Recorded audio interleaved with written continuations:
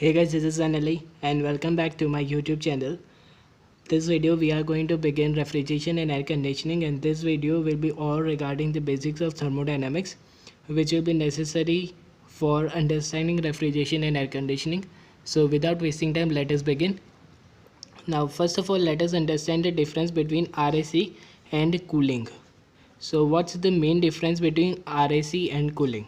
Suppose you have a cup of tea which is filled with the hot tea, and you place this cup of the tea in the atmosphere. So what you observe is the heat transfer will be taking place from the hot tea to the surrounding. So this is the heat transfer which is taking place, and eventually the temperature of the tea will decrease. So this is what the cooling phenomena is. In case of the cooling, the heat transfer takes place from the high temperature body to the low temperature body, so that the temperature of the high temperature body eventually decreases and reaches to the temperature of the low temperature body. If its surrounding is atmosphere, then this phenomena will be taking place, and this phenomenon is considered to be cooling. While in case of RAC, what we are doing is, suppose you have a deep freezer. Let us consider this is a deep freezer, and you are placing one apple inside it. This apple is initially at the atmospheric temperature, that is nearly 30 degrees centigrade. Okay, and you are placing in the deep freezer of your fridge. So what you will observe is the temperature of this apple will decrease. That means we are maintaining the temperature of the apple at a temperature less than the atmospheric temperature, or else one can say that the temperature of this deep freezer we are maintaining at a temperature less than the atmospheric temperature, and this all we are going to study in case of the RAC. Here you can see that we are maintaining the confined space at a temperature less than the atmospheric temperature. This is not possible according to the laws of the thermodynamics.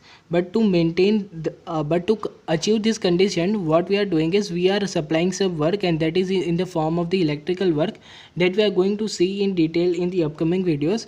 But that's the basic difference between the cooling and the RAC. In case of the cooling, the heat transfer takes place from the high temperature body to the low temperature body on its own, and this process is irreversible in nature. Okay, and while in case of the RAC, what happens is we are maintaining the confined space at a temperature less than the atmospheric temperature. So the best example is deep freezer of their fridge or fridge only. While in case of the cooling, the best example is the hot cup of tea placed in the atmosphere. Eventually the temperature of the tea will reach the atmospheric temperature only. So this is what the basic difference between RAC and the cooling.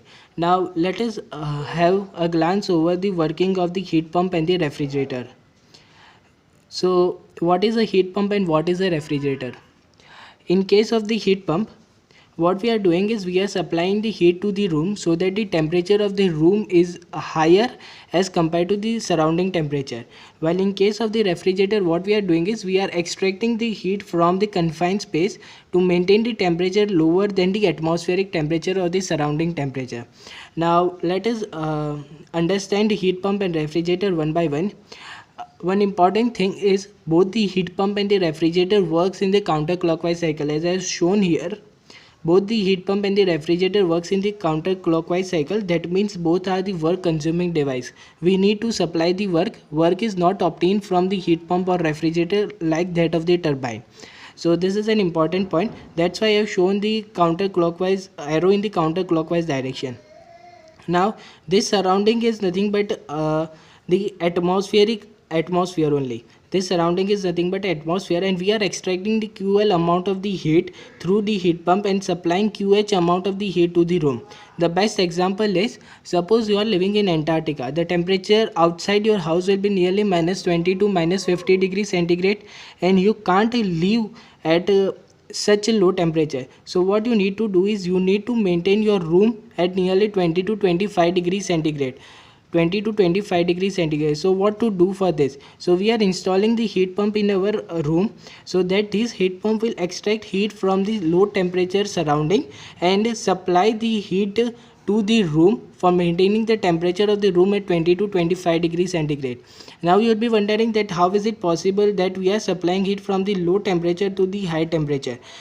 This is a violation of the laws of thermodynamics, but this is possible if we are supplying the work. Hence it is a work consuming device. We are supplying the work to run the heat pump to transfer the heat from the low temperature body to the high temperature body. Again, in case of the refrigerator, what we are doing is we are extracting the QL amount of the heat so that the temperature of this space is at the temperature lower than the atmospheric temperature, and we are supplying QH amount of the heat to the atmosphere or the surrounding. This space is nothing but a refrigerated space. Okay, so this is nothing but a refrigerated space. And again, we are supplying the heat from the low temperature body to the high temperature body. Suppose your freezer is nearly has reached nearly at 12 degrees centigrade and you want to lower down the temperature further. So what you do is you need to extract heat from this freezer also. So you are removing the heat again. So this heat is to be transferred to the high temperature body, that is atmosphere, which is nearly at 25 degrees centigrade. To do so, we are supplying again work, that is nothing but W net. Okay, and to calculate the value of W net, we are applying the first law of the thermodynamics. What is the first law of thermodynamics for the cycle? The first law of thermodynamics for the cycle says that the net heat transfer is equals to the net work transfer in case of the closed system. Okay, this refrigerator and heat pump both are working in the closed system, so we can apply the first law of the thermodynamics like this. Now in case of the heat pump, we are considering this as a system. So QL amount of the heat is supplied, so the heat supplied to the system we consider it to be the positive, and QH is the heat which is rejected, so it can be considered as a negative, so therefore minus QH, and that is equals to W net, and again the work is done on the system, so it will be minus W net. Okay, so multiplying again with the negative sign on the both the side, what we are getting is QH minus QL, and that is nothing but equals to W net. Okay, so this is what we are getting, that is QH minus QL, and that is equals to W net. Similarly, in case of the refrigerator, if we apply the first law of the thermodynamics, that is REF for the refrigerator, so QL is the amount of the heat which is supplied to the system, and QH is the heat rejected by the system, and work done on the system, that is minus W net. So again multiplying, we would be getting the same equation only, that is QH minus QL, and that is equals to W net. So this is the application of the first law of thermodynamics to the refrigerator and the heat pump. Now we need to define one more term to determine the performance of the heat pump and refrigerator. As we did to determine the performance of the heat engine, we defined the term named as thermal efficiency. In case of the heat pump and refrigerator, we defined the term named as coefficient of performance. And COP of the system is nothing but desired effect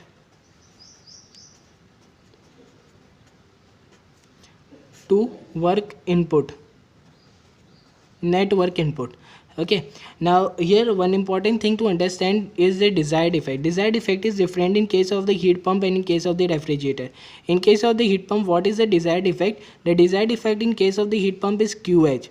Why QH? Because we need to supply this QH amount of the heat to the room to maintain the room at a temperature higher than the atmospheric temperature. So QH is the desired effect in case of the heat pump. When in case of the refrigerator, we need to extract the heat from the space to maintain this space at a temperature lower than the atmospheric temperature. So here QL is our desired effect, not the QH. So this is an important point which is to be understood by everyone. So COP of the heat pump, if we write the COP of the heat pump, what we can write it as COP of the heat pump is desired effect, and that is nothing but equals to QH divided by net work input, and that is equals to W net. Similarly, in case of the refrigerator, what we can write is COP of the refrigerator is nothing but desired effect, and that is equals to QL divided by work input, net work input, that is equals to W net. Okay, you can see that W net in both the equation or in both the formulas we can see W net. But now what we are going to do is we are going to substitute the value of W net, and W net is equals to QH divided by QH minus QL, and COP of the refrigerator is given as QL divided by QH minus QL. Okay, so from these two equations, what we can write is as COP of the heat pump. COP of the heat pump is nothing but equals to 1 plus COP of the refrigerator. So this is one of the most important equation, that is COP of the heat pump is nothing but 1 plus COP of the refrigerator. This can be easily derived from these two equations. Okay, so and one more important thing by remembering this equation, that this equation is only valid if both the system, that is the heat pump and the refrigerator, works in the same temperature limit. That is the highest temperature, that is the value of the TH is same in both the case, and the lowest temperature is also same in both the case.